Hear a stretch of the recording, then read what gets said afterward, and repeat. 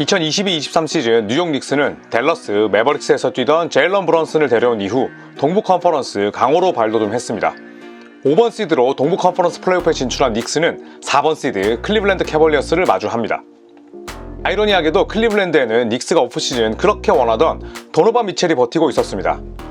미첼과 브런슨의 맞대결로도 주목받았던 이 시리즈는 한 단계이긴 하지만 하위 시드였던 닉스가 브런슨, RJ 베럿, 줄리어스 랜들로 이어지는 왼손잡이 트리오의 맹활약에 힘입어 4대1 업셋을 만들어냅니다.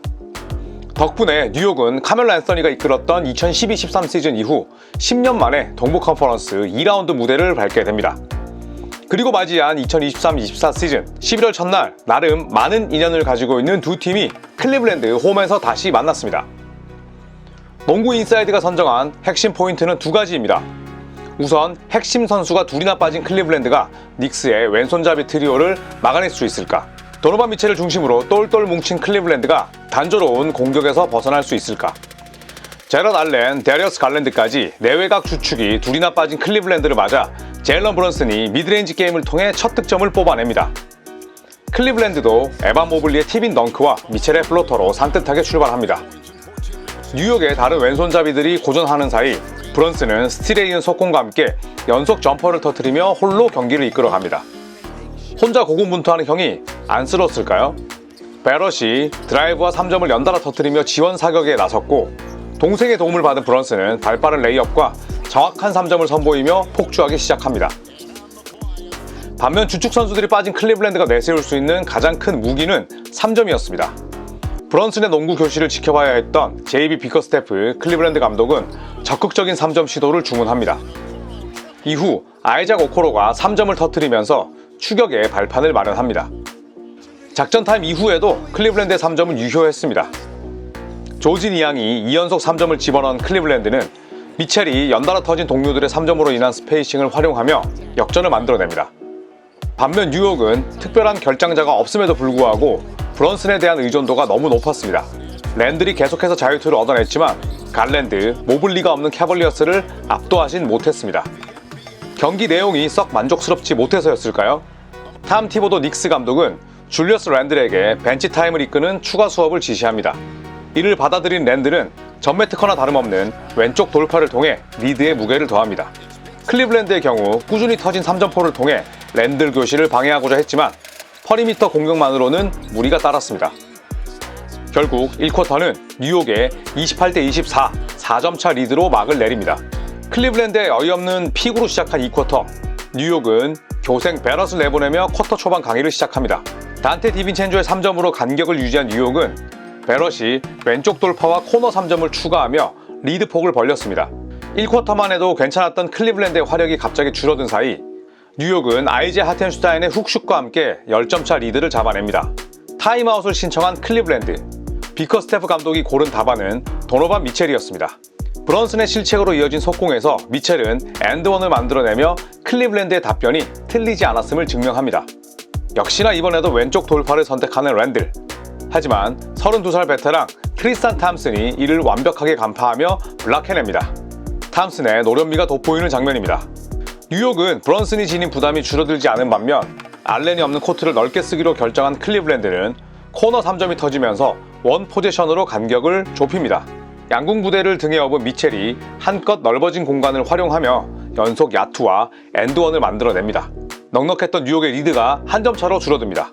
이후 닉스의 왼손잡이들과 미첼의 쇼다운이 펼쳐졌습니다. 베럿이 랜들의 패스를 받아 3점을 집어넣자 미첼은 다시 한번 돌파로 응수합니다. 랜들이 마치 복사 붙여넣기 한 듯한 왼쪽 돌파를 성공시키자 미첼은 자신에게 오는 압박을 탐슨의 덩크로 풀어내며 맞받아칩니다. 밋밋할 줄 알았던 예상과 달리 꿀잼 경기를 펼치는 양팀의 경기 내용은 관중들을 흥분시키기에 충분했습니다.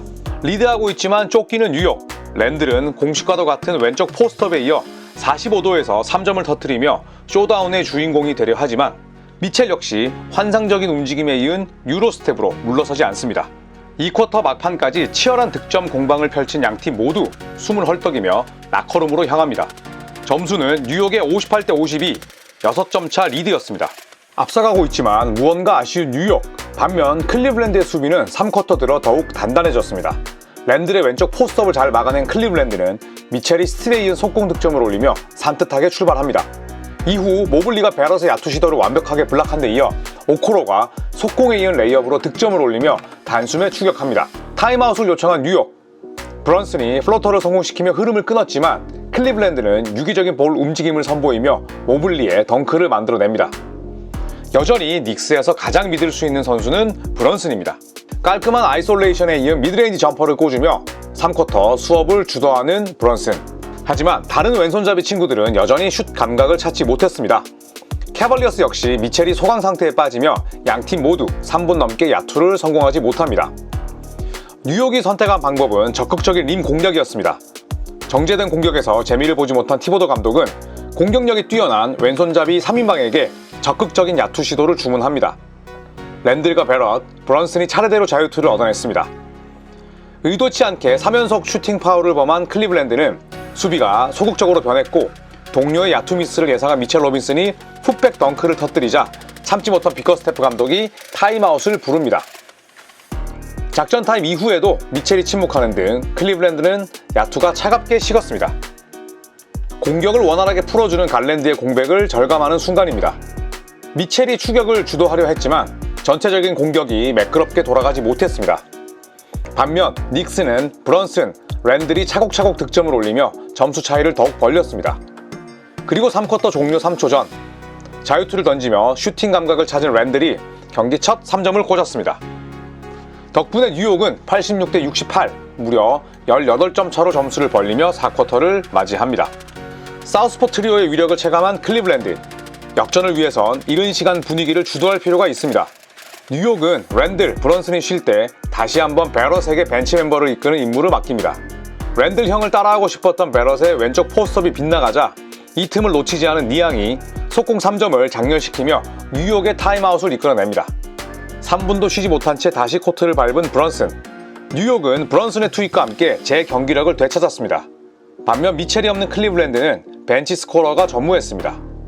상대 야투 미스를 놓치지 않은 퀴클리가 속공 상황에서 연속 3점을 터뜨리며 클리블랜드 추격에 찬물을 끼얹습니다. 기회가 얼마 남지 않은 클리블랜드. 7분을 남기고 미첼이 투입되었지만 미첼만 막으면 되는 클리블랜드의 단조로운 공격은 전혀 무섭지 않았습니다. 이미 여유롭게 점수차를 벌려놓은 닉스는 조시 하트, 단테 디빈첸조, 제일런 브런슨으로 이어지는 빌라노바 대학 트리오가 유기적인 볼 흐름과 함께 3점을 터뜨리며 수업 종료를 외쳤습니다. 최종 점수는 109대 91, 닉스의 18점 차 대승. 2쿼터까지는 팽팽한 흐름이 지속되었지만 랜들과 브런슨, 베럿의 야투 시도를 제어하지 못한 클리블랜드가 공격에서도 득점 가뭄을 극복하지 못한 채 완패로 물러났습니다. 반면 뉴욕은 전반적으로 팀 야투가 좋지 못했지만 적극적인 아이솔레이션과 2대2 플레이를 통해 많은 자유투를 얻어냈습니다. 백투백 일정을 소화해야 하는 뉴욕은 경기 장소를 바꿔 홈에서 클리블랜드를 만나게 됩니다. 과연 닉스가 같은 팀을 상대로 연승을 내달릴 수 있을지 궁금합니다. 닉스의 승리 소식을 끝으로 저희는 또 다른 리뷰로 찾아오겠습니다. 고맙습니다.